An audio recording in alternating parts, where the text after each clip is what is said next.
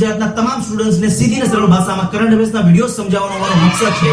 અમને સપોર્ટ કરવા માટે સબસ્ક્રાઇબ જરૂરથી કરજો અને બાજુના બેલ આઇકોનને જરૂરથી દબાવજો જેથી દરરોજ સવારે 4 વાગે તમને સવારના પોરમાં વિડિયોઝ તમારા મોબાઈલ સુધી મળી રહે. વિડિયોઝની લાસ્ટમાં આ પ્રકારનું બટન દેખાશે, તેની પર ક્લિક કરીને આજના વિડિયોની પીડીએફ ફાઇલ ફ્રીમાં તમને મળી રહેશે. તમારે એની માટે એક પણ રૂપિયો ચૂકવવાની જરૂર નથી આ ચેનલ ઉપર.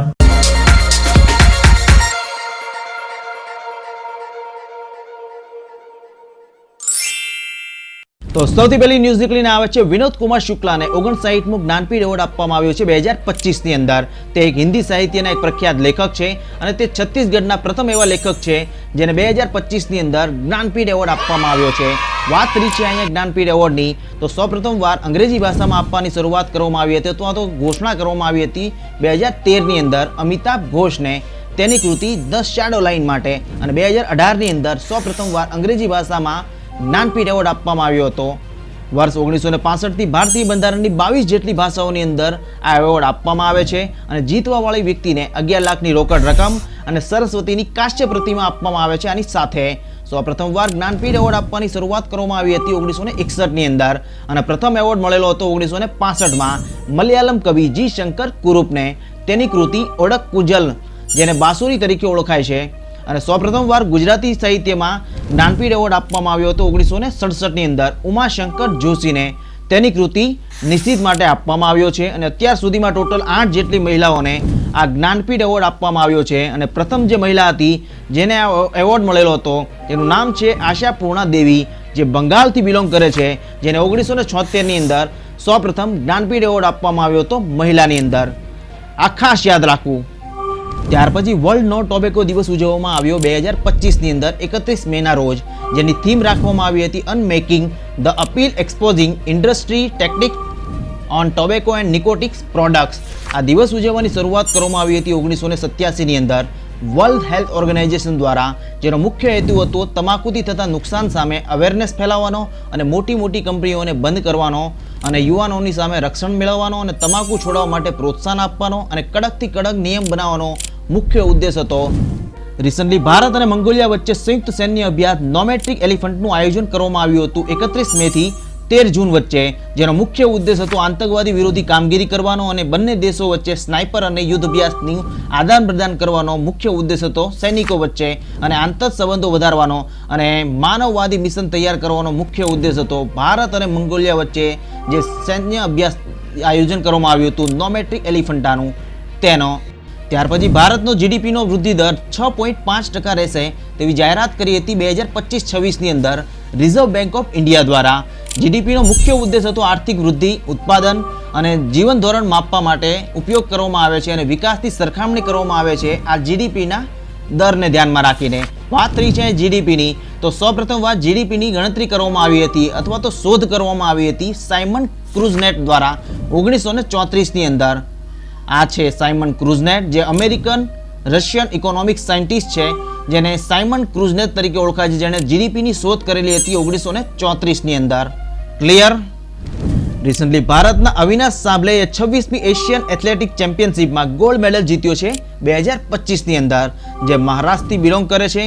તેણે પુરુષ વર્ગની અંદર 3000 મીટર સ્પીટલ ચેન્જમાં ગોલ્ડ મેડલ જીત્યો છે દક્ષિણ કોરિયાની અંદર. આ ટુર્નામેન્ટનું આયોજન કરવામાં આવ્યું હતું ગુમી સિવિક સ્ટેડિયમની અંદર, જે દક્ષિણ કોરિયાની અંદર આવેલું છે. આમાં ટોટલ 43 દેશના ખેલાડીઓએ ભાગ લીધેલો હતો 26મી એશિયાઈ એથ્લેટિક ચેમ્પિયનશિપ ટુર્નામેન્ટની અંદર. ક્લિયર? ત્યાર પછી ભારતની જ્યોતિ યારાજીએ 26મી એશિયાઈ એથ્લેટિક ચેમ્પિયનશિપની અંદર ગોલ્ડ મેડલ જીત્યું છે ભારત માટે 2025 ની અંદર. તે આંધ્રપ્રદેશથી બિલોંગ કરે છે. તેણે બાઘા દોડની અંદર 100 મીટરની અંદર ગોલ્ડ મેડલ જીત્યું છે જ્યોતિ યારાજીએ. આ ટુર્નામેન્ટનું આયોજન કરવામાં આવ્યું હતું ગુમી સિવિક સ્ટેડિયમની અંદર, જે દક્ષિણ કોરિયાની અંદર આવેલું છે. આ ખાસ યાદ રાખવું. રિસન્ટલી ક્રિસ્ટી કોવેન્ટ્રી ઇન્ટરનેશનલ ઓલિમ્પિક કમિટીની પ્રથમ એવી મહિલા બની છે આફ્રિકન પ્રેસિડન્ટ, જેને 2025 ની અંદર બનાવવામાં આવી છે. આ 10મા નંબરની બનેલી છે અને જે ઝિમ્બાબ્વેથી બિલોંગ કરે છે આ મહિલા. તેઓને ગ્રીસમાં યોજાયેલી ઇન્ટરનેશનલ ઓલિમ્પિક કમિટીની 144મી સેશનની અંદર પ્રેસિડન્ટ તરીકે ચૂંટાઈ આવી છે આ મહિલા, જેને 2025માં ઇન્ટરનેશનલ ઓલિમ્પિક કમિટીની પ્રેસિડન્ટ બનાવવામાં આવી છે. આ ખાસ યાદ રાખવું મિત્રો. રિસન્ટલી 31મી વાર માઉન્ટ એવરેસ્ટ ચડવાવાળો ભારતનો પ્રથમ એવો વ્યક્તિ બન્યો છે કામી રીતા શેરપા. તે એક નેપાળનો એક પર્વતારોહિણી છે જેણે 2025માં આ કારનામો કરીને બતાવેલો છે અને જે સૌપ્રથમવાર માઉન્ટ એવરેસ્ટ ચડ્યો છે તે ભારતનો વ્યક્તિ હતો અવતારસિંહ ચીમા, જેણે 1965ની અંદર સૌપ્રથમવાર માઉન્ટ એવરેસ્ટ ચડ્યા હતા. અને દુનિયામાં સૌપ્રથમવાર જેણે માઉન્ટ એવરેસ્ટ ચડ્યો હતો તેનું નામ છે એડમ હિલેરી અને તેન્જિંગ નોર્ગે, જે આ બંને વ્યક્તિઓ 1953ની અંદર સૌપ્રથમવાર દુનિયામાં એવા વ્યક્તિ બન્યા હતા જેણે માઉન્ટ એવરેસ્ટ સર કર્યો હતો. ત્યાર પછી ઇન્દ્ર એક્સરસાઇઝ 2025માં ભારત અને રશિયા વચ્ચે નૌસેના યુદ્ધ અભ્યાસનું આયોજન કરવામાં આવ્યું હતું તમિલનાડુના ચેન્નાઈની અંદર. આ તેની 14મી આવૃત્તિ હતી અને આ યુદ્ધ અભ્યાસનું શરૂઆત કરવામાં આવી હતી 2003થી. અને આ યુદ્ધ અભ્યાસનો મુખ્ય ઉદ્દેશ હતો મિત્રો નૌસેનાની આંતર કાર્યક્ષમતા વધારવાનો અને દરિયાઈ સુરક્ષાને વધારે મજબૂત કરવાનો અને આતંકવાદી વિરોધી જોખમ સામે લડવા માટે ભારત અને રશિયા વચ્ચે ઇન્દ્ર એક્સરસાઇઝનું આયોજન કરવામાં આવ્યું હતું 2025ની અંદર. ત્યાર પછી જીનીવા ઓપન ટુર્નામેન્ટ જીત્યો છે નોવાક જોકોવિચે 2025ની અંદર.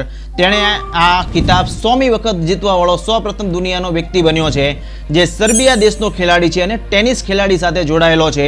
આ જીનીવા ઓપન ટુર્નામેન્ટ જીતવાવાળો સૌપ્રથમ ખેલાડી નોવાક જોકોવિચ બન્યો છે 2025ની અંદર. રિસન્ટલી 16મી સિંહની વસ્તી ગણતરી કરવામાં આવી હતી. 2025 મુજબ 891 હોવાની જાહેરાત કરવામાં આવી છે ગુજરાત રાજ્યના વન વિભાગ દ્વારા, જેણે ગુજરાતના ટોટલ 11 જિલ્લાઓમાં 10 મેથી 13 મે દરમિયાન 2 તબક્કાની અંદર સિંહોની ગણતરી કરવામાં આવી હતી 2025ની અંદર. આ વસ્તી ગણતરી મુજબ 891 સિંહ હોવાની જાહેરાત કરવામાં આવી છે ગુજરાત રાજ્યના વન વિભાગ દ્વારા. અને ગુજરાતમાં સૌપ્રથમવાર સિંહોની વસ્તી ગણતરી કરવામાં આવી હતી 1936ની અંદર. અને ત્યાર પછી દર 5 વર્ષે આ સિંહોની વસ્તી ગણતરી થાય છે ગુજરાતની અંદર. અને એક ખાસ વસ્તુ યાદ રાખવાની કે ગુજરાતનું બરડા વન્ય જીવ અભયારણ્ય સિંહોનું બીજું ઘર તરીકે ઓળખાય છે. અને 2025ની અંદર 16મી સિંહની વસ્તી ગણતરી મુજબ ગુજરાતની અંદર 891 સિંહો હોવાની જાહેરાત કરી છે ગુજરાત રાજ્યના વન વિભાગ દ્વારા. ક્લિયર? વિડિયોઝ પસંદ આવે તો નીચે કોમેન્ટ બોક્સમાં જરૂરથી લખજો કે વિડિયોઝ કેવો લાગ્યો અને તમે કોઈ નેક્સ્ટ વિડિયો કયા ટોપિક ઉપર બનાવવા માંગો છો કોમેન્ટ જરૂરથી કરજો, જેથી નેક્સ્ટ વિડિયો તે ટોપિક પર બનાવવાની કોશિશ કરશું આ YouTube ચેનલ ઉપરથી. હું આશા રાખું કે તમારો દિવસ આજનો ખૂબ જ સરસ જાય. તમારી આવનારી એક્ઝામ માટે best of luck. Thanks for watching the video મિત્રો.